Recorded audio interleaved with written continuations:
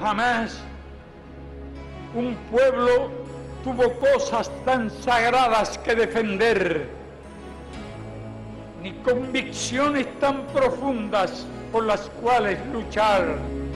Nos acompaña la convicción más profunda de que las ideas pueden más que las armas, por sofisticadas y poderosas que éstas sean.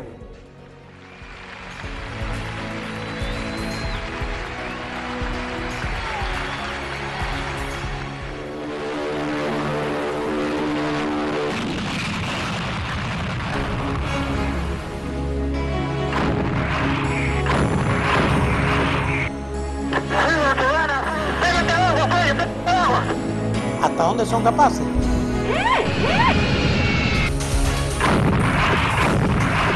Yo seré capaz de manejar un ataque. Yo no anticipé la guerra. Este mismo esquema se utiliza en función de la subversión. El fundamento del problema no es tratar las ramas, sino es tratar la raíz.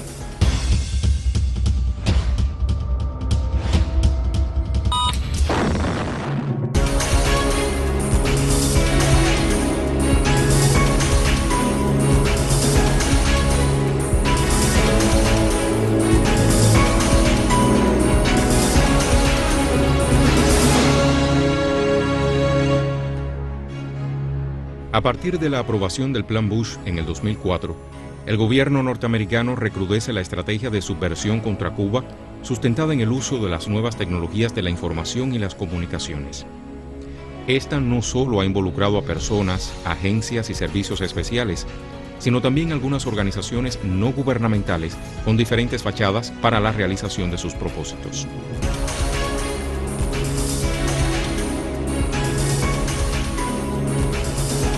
Mi nombre es José Manuel Collera. Nací en la ciudad de Pinar del Río, no hace poco tiempo, porque ya tengo 66 años. Y mi profesión es médico. Estudié medicina y posteriormente, después de mi servicio médico rural, mi posgraduado, hice la especialidad de pediatría.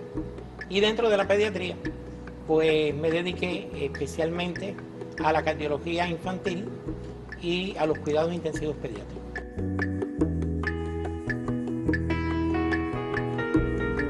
Para quien ha sido un defensor de los derechos de los más pequeños por su condición de pediatra, es muy difícil entender cómo representantes del país que no permite la entrada de medicamentos esenciales para la salud de la población se preocupe por garantizar una ayuda humanitaria para los niños cubanos sin muchos visos de humanidad.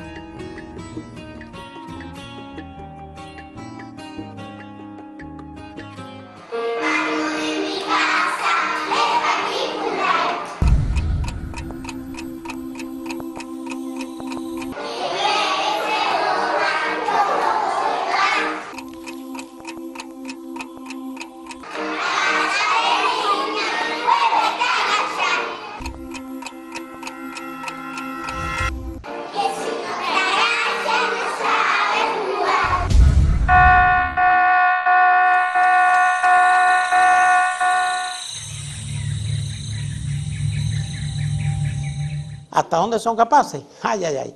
Imagínense que en una ocasión, en una conversación que tuve con una organización no gubernamental vinculada con la medicina, la Miami Medical Team Foundation, pasando por encima de mi condición de médico, se me pidió que buscara información sobre los centros científicos, hospitales, etcétera, en Cuba, donde se manejaban isótopos radioactivos.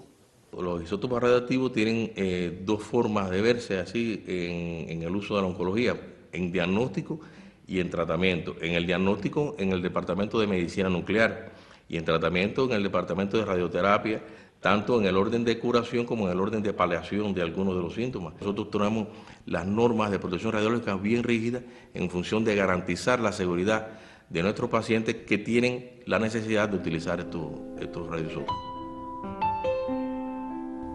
Hace 20 años, Cuba creó un programa para los niños afectados del accidente en una central nuclear de Chernobyl, Ucrania. Hasta la fecha se han beneficiado más de 24.000 personas gracias a los cuidados de especialistas y doctores cubanos. Tenía la previsión de que el pueblo cubano, las fuerzas cubanas, podrían hacer uso de este material radiactivo, provocando cualquier tipo de situación ecológica y de otra naturaleza propia de la acción radiactiva en contra de las tropas y de las fuerzas de ocupación que pudiesen haberse producido. Mientras el mundo no olvida el precio de aquella tragedia, el líder de la revolución alertó sobre los efectos similares que provocaría la guerra nuclear promovida por Estados Unidos. Ya en Angola, combatientes internacionalistas como Collera estuvieron a punto de ser víctimas de ataques nucleares. Pero esta no sería la única acción solicitada a Collera por esta fundación de Miami. Otras organizaciones no gubernamentales se encargaron de manipular en lo adelante la labor de este médico cubano en función de la subversión. A raíz de haber asumido la dirección de una ONG a la que he pertenecido, un señor llamado Gustavo Pardo me presentó a un norteamericano directivo de la Fundación Donner, llamado Curtin Windsor. Curtin Windsor, ciudadano norteamericano, miembro de la Junta Asesora de la Fundación Panamericana para el Desarrollo, FUPAD, y de la Junta Directiva de la Fundación Donner y de la Atlas Economic Research Foundation. Asesor de política exterior de Ronald Reagan en la campaña presidencial de 1980. Sirvió en el equipo de transición Reagan-Bush para el Departamento de Estado. De abiertas posiciones anticomunistas y conservadoras, se vincula a Otto Reich, Lincoln Díaz Balart y Frank Calzón. Durante sus viajes a Cuba ha contactado y abastecido la contrarrevolución y ha tratado de utilizar a las organizaciones religiosas y fraternales para impulsar el cambio de régimen en nuestro país. Gustavo Enrique Abelardo Pardo Valdés, elemento contrarrevolucionario cubano que en la década del 60 fue líder de una red clandestina organizada y dirigida por la CIA que ejecutó y planificó acciones de sabotaje y atentados contra el comandante en jefe. Por estas razones fue sancionado a 25 años de privación de libertad y puesto en libertad condicional en 1969. Actual colaborador de oficiales de la CIA bajo fachada de diplomáticos y de organizaciones no gubernamentales. Colabora con los connotados contrarrevolucionarios Fran Hernández Trujillo y Fran Calzón en el abastecimiento a presos y familiares de la contrarrevolución interna como parte de proyectos financiados por la USAID. Promueve la utilización de la estructura de la masonería de Cuba y otras organizaciones fraternales con fines subversivos. Es un fiel colaborador de la sección de intereses de Estados Unidos de América en La Habana. Además de la CINA, visita sistemáticamente sedes diplomáticas de Holanda, Polonia y República Checa, donde le permiten el acceso a Internet para sus acciones subversivas. Gustavo Pardo había conocido, según él propio me expresa, a Curtin Windsor a través de quien era jefe de la CINA, es decir, de la sección de intereses de los Estados Unidos en La Habana, en etapa anterior a que yo asumiera esa presidencia, que fue precisamente en el año 2000. Como hemos dicho anteriormente, Windsor era directivo de una fundación que se me presentó como fundación norteamericano-canadiense, la Fundación Donner. A partir de este primer contacto, José Manuel Collera estrechó sus vínculos con representantes de fundaciones y ONG extranjeras. Numerosas orientaciones sobre cómo implementar planes y programas para favorecer un cambio en el contexto político de la isla recibiría luego en sus múltiples intercambios dentro y fuera de Cuba. En una de mis visitas a los Estados Unidos, pues fui precisamente invitado a visitar la sede de la FUPAD, que radica en el edificio de la Organización de Estados Americanos en Washington, y allí tuve una conversación con el director general de esta fundación, llamado John Sambrailo.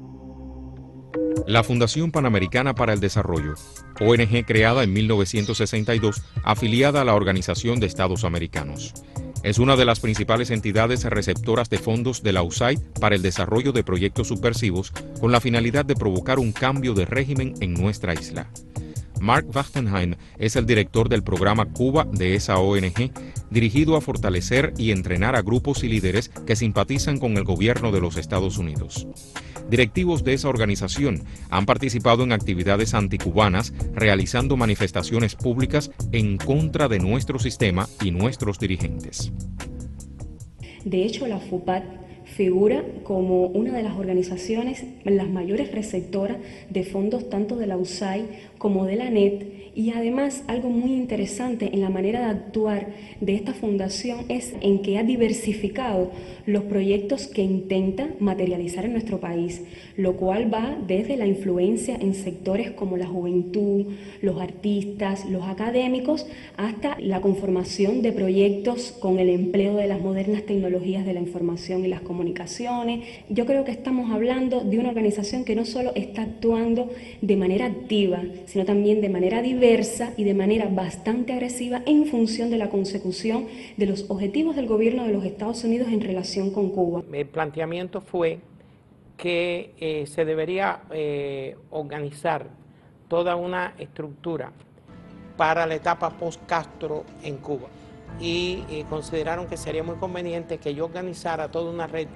nacional de personas a través de todo el país que estuvieran preparados para esta etapa que ellos procuraban que se produjese en nuestro país. Además, hicieron propuestas que se concretaron de crear un presupuesto para yo tener acceso a Internet, disponer de telefonía móvil y además tener una capacidad de transportación permanente por todo el país que me mantuviera en contacto con todos los elementos que formaran parte de esta red. En sus numerosas visitas a los Estados Unidos, Collera fue recibido por representantes del gobierno norteamericano, quienes manifestaron abiertamente su interés en el derrotero político de la isla.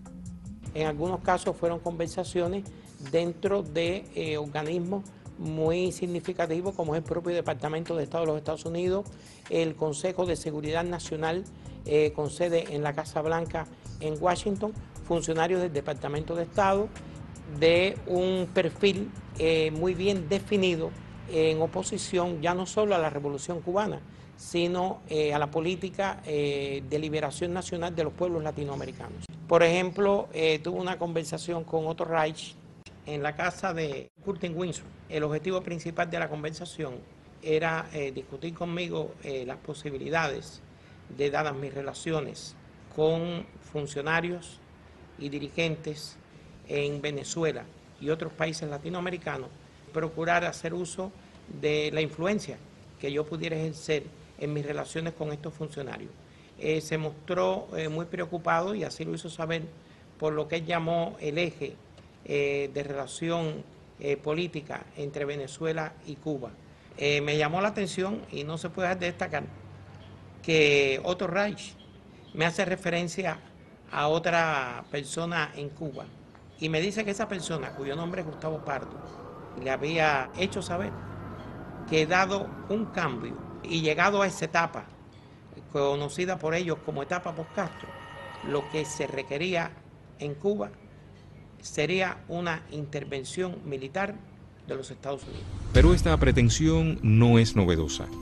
Ya en 1962, el máximo representante de la Junta de Jefes del Estado Mayor del Ejército norteamericano, el general Lenitzer, propuso un plan de 9 tareas para justificar una invasión a Cuba. Entre las medidas que enunciaba este documento desclasificado recientemente, sobresalían 2, la destrucción de un barco como el Maine y el derribo de un avión de estudiantes. En la propia casa de Curtin Windsor, y en un día diferente al de la conversación con Otto Reich, me encontré con Frank Calzón. Frank Calzón nació en Cuba en 1947. Emigró a los Estados Unidos en 1960, donde se graduó como licenciado en Ciencias Políticas. Reclutado por la CIA, se vinculó en Miami con organizaciones terroristas como Alfa 66 y Abdala. Fue secretario ejecutivo de la Fundación Nacional Cubano-Americana, desde la cual promovió legislaciones contra Cuba en el Congreso norteamericano incluyendo la creación de la emisora Radio Martí. Entre 1995 y 1997, Calzón dirigió el programa Cuba de Freedom House y creó el Centro para una Cuba Libre, encaminado a promover la subversión interna en la isla. La conversación con él fue totalmente diferente. Me llamó de entrada la atención que este señor destilaba bilis contra la Revolución Cubana. Me habló de las cosas que él estaba realizando dentro de la marco de sus posibilidades. Una de ellas que estaba enviando pequeñas cargas de medicamentos a Gustavo Pardo en Cuba para que fuera repartida dentro de los sectores afines. Los sectores afines para él son los sectores que también destilan bilis, el sector afines, y que en algunos casos procuraba hacer llegar también algunos equipos electrónicos, sobre todo radios que tenían una alta capacidad, sensibilidad para captar la onda corta.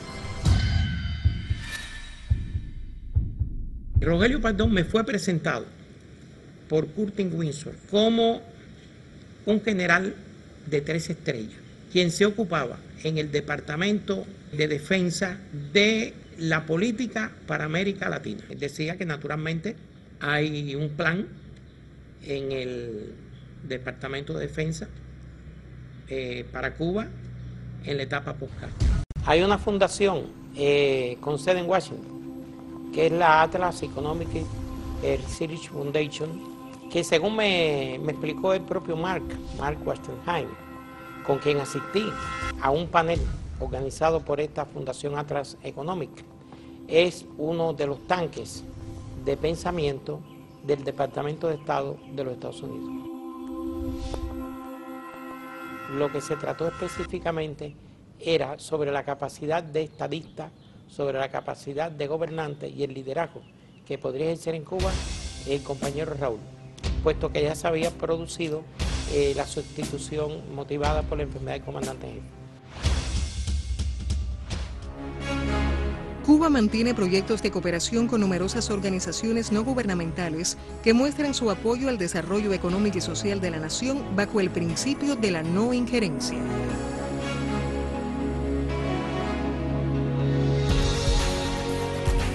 A pesar de que el gobierno cubano ha favorecido el intercambio con varias ONG extranjeras en diversos sectores, algunas sin reconocimiento oficial son fabricadas para erosionar el orden de la sociedad civil cubana.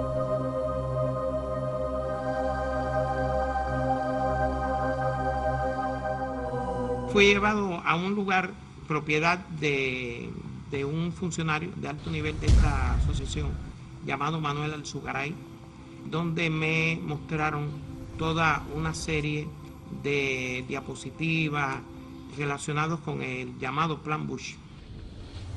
Se me habló de localizar, de identificar personas en las cuales pudiera yo confiar suficientemente, especialistas en informática, con vista a propiciar un desorden en el sistema de computación del aeropuerto de Miami o en el de Atlanta, con bastante tránsito aéreo. Sería un verdadero desastre la interrupción del sistema automatizado de computación y proviniendo de Cuba. La responsabilidad de este desastre sería una magnífica justificación para una acción de respuesta contra nuestro país. A través de la visita al país de algunos de sus representantes y espaldas de las autoridades cubanas, estas ONG tienen la misión de realizar evaluaciones de la situación política cubana, además de instruir, organizar y abastecer la contrarrevolución. La primera visita la realizó Jan Heard. ¿Quién es este señor? Este señor, según él mismo se me presentó, era un veterano funcionario de la USAID. Incluso me dijo estar ya jubilado, pero que había sido contratado por la Fundación Panamericana para el Desarrollo para hacer este trabajo específico y le recomendaron que se apoyara precisamente en mí durante su estadía en Cuba. Por lo cual establecimos una relación, llamémosla de trabajo, muy directa. Jan Heard, ciudadano norteamericano, directivo de la Fundación Panamericana para el Desarrollo en Colombia. Ingresó en la USAID en mayo de 1983, donde ocupó diversos cargos. Entró al país en junio y octubre de 2008 con visa de turismo procedente de México.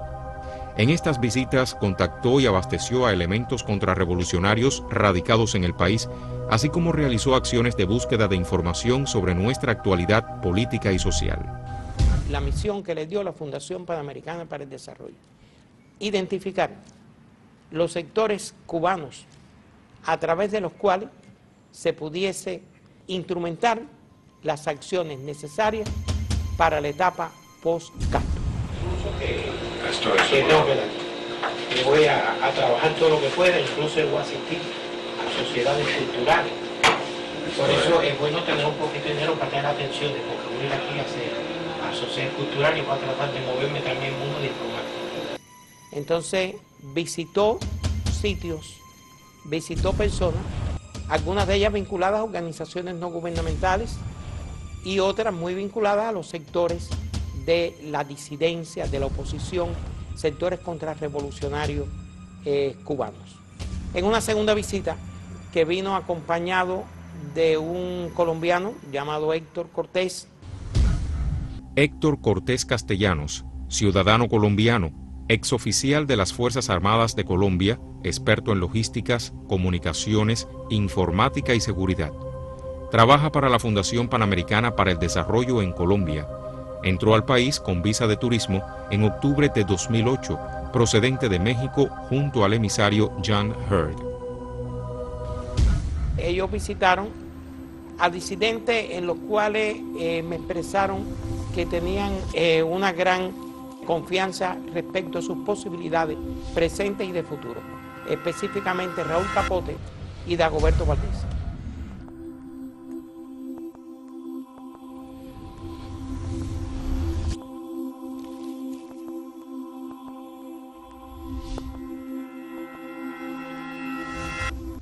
Recuerdo que en una ocasión en que pasamos por frente a la Plaza de la Revolución, ellos me preguntaban sobre la posibilidad de conocer el número de efectivos con que cuenta las Fuerzas Armadas Revolucionarias y el Ministerio del Interior. Las estructuras, mecanismos y funcionamientos de las entidades estatales se interesaban mucho en el concepto de poder precisar si realmente en la situación actual de ese momento estábamos abocados a una nueva etapa de periodo especial. Las visitas de Mary Curtin eran frecuentes, pero no siempre unidos y no siempre utilizando el mismo estilo. En el caso de Mark, parece que obedecía reglas de la clandestinidad. Siempre nos comunicaba su presencia después de encontrarse en el país, nos citaba para determinados lugares y nos trasladábamos, por ejemplo, al Hotel Nacional.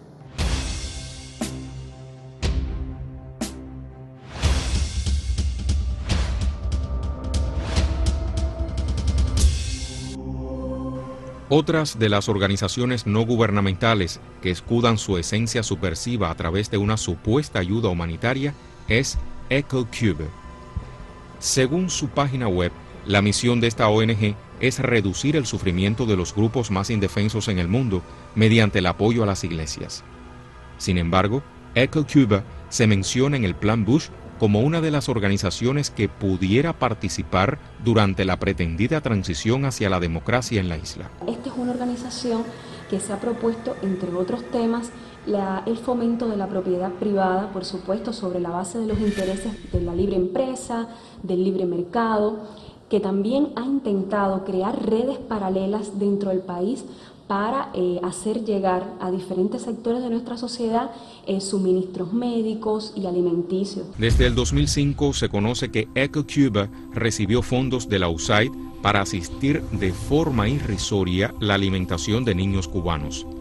Esta acción no llegó a concretarse a pesar de que sus miembros proclaman en algunos medios de comunicación el éxito de aquella ayuda humanitaria. O sea, yo creo que es importante observar aquí la paradoja que implica que mientras una organización que es financiada por el gobierno de los Estados Unidos intenta ejecutar estos proyectos dentro de nuestro país, por otro lado, ese mismo gobierno bloquea a nuestra revolución, al gobierno cubano.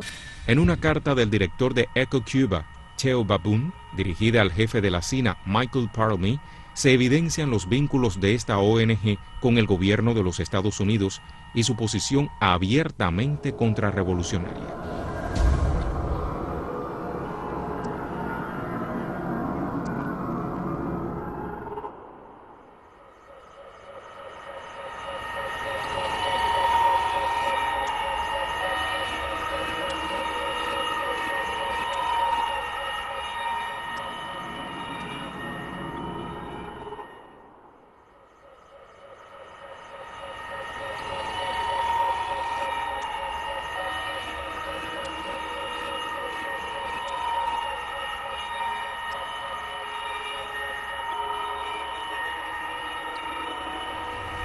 Pero esta mal llamada asistencia a los niños cubanos también han pretendido canalizarla a través de personas contrarrevolucionarias como Carmen Vallejo y su esposo Reinaldo. Carmen Alejandra Vallejo Witoskay nació en Manzanillo, Granma. En 1984 se define como contrarrevolucionaria y comienza a ser atendida por la Oficina de Intereses de los Estados Unidos en Cuba. Desde esa fecha, creó un proyecto de atención a niños y jóvenes enfermos de cáncer, el cual recibe desde el 2003 apoyo material y financiero de embajadas europeas radicadas en nuestro país, así como de algunos emisarios de la USAID. Esto le permite vivir sin mantener ningún vínculo laboral. A Carmen Vallejo la conozco porque en una visita de Mark Wastenheim en el 2009 me invitó a que conociera a esta persona por el hecho de yo ser médico.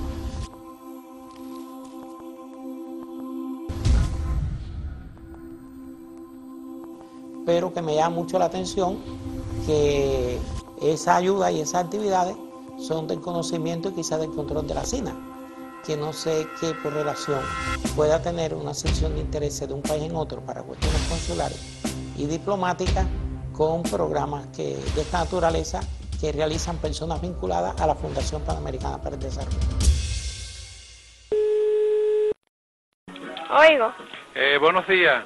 Sí, habla Rey, ¿cómo tú estás? Ahí, bien, ¿y usted cómo está? Ahí bastante bien, qué bueno. Bueno, pues resulta ser que hay mucho embullo para mañana la actividad. Lo único que vamos a hacer es un grupito muy chiquito.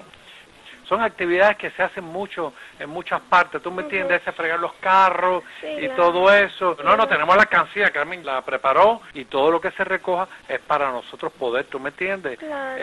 Hacerle frente a varias cosas que siempre hacen falta. No, porque los que van salen con algo, por supuesto, ¿tú me entiendes? Ay. Eso es elemental.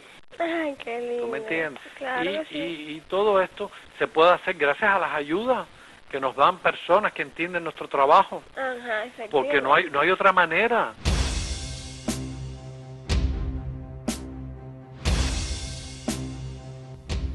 Las supuestas acciones caritativas de Carmen Vallejo y su esposo en el Instituto Nacional de Oncología y Radiobiología no han resultado sinceras. Bajo el manto de una supuesta ayuda a los pacientes más sensibles, intentan desacreditar la calidad del sistema de salud cubano y manipular con cinismo el dolor de pacientes y familiares.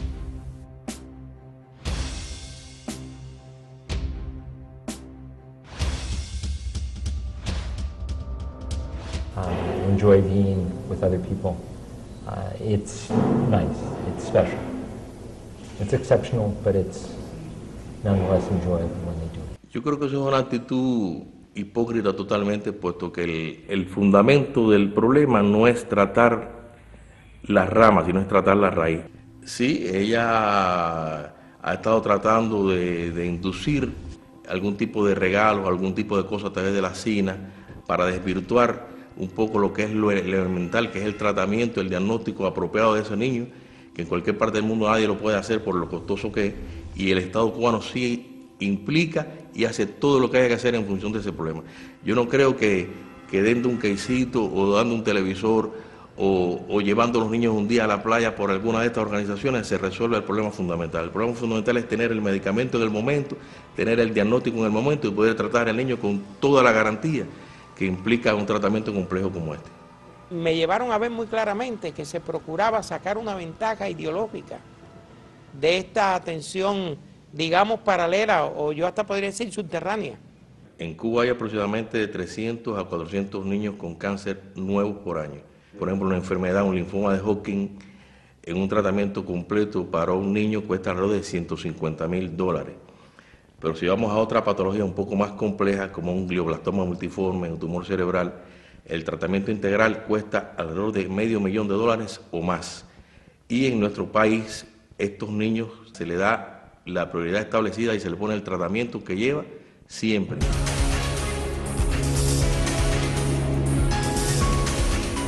Sí, en una actividad oficial de manos de Curtin Windsor recibí esta medalla. Según explica aquí, es el más alto honor que otorga la Comisión Republicana del Senado de los Estados Unidos. No se dijo de alguna manera específica, pero pareció como una especie de reconocimiento. Nunca imaginaron quienes así premiaban la labor de Collera que detrás de esta supuesta traición había un revolucionario de la estirpe de los héroes de nuestra patria. Yo concebí la idea que sinceramente confieso que pensé que no iba a ser aceptada, de que fuera el nombre de uno de los 5 ejes, sería el agente Gerardo.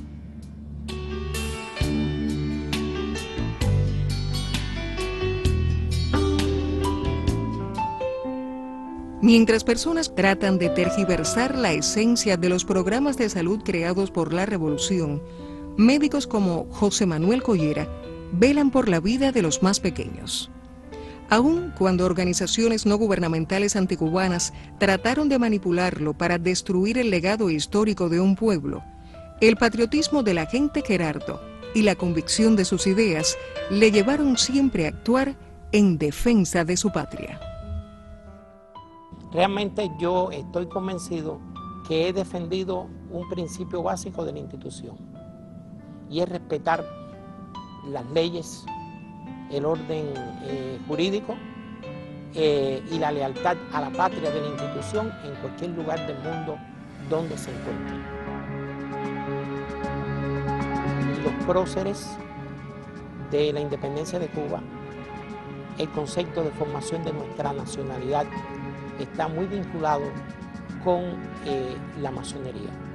Y aquí mismo estamos en este momento rodeados de frases, de imágenes, de realidades vinculadas con José Martí, que fue un excelso masón y que fue, por encima de todas las virtudes, de todos sus merecimientos, de todas sus grandezas intelectuales y pragmáticas, un hombre de su pueblo, un amante de Cuba.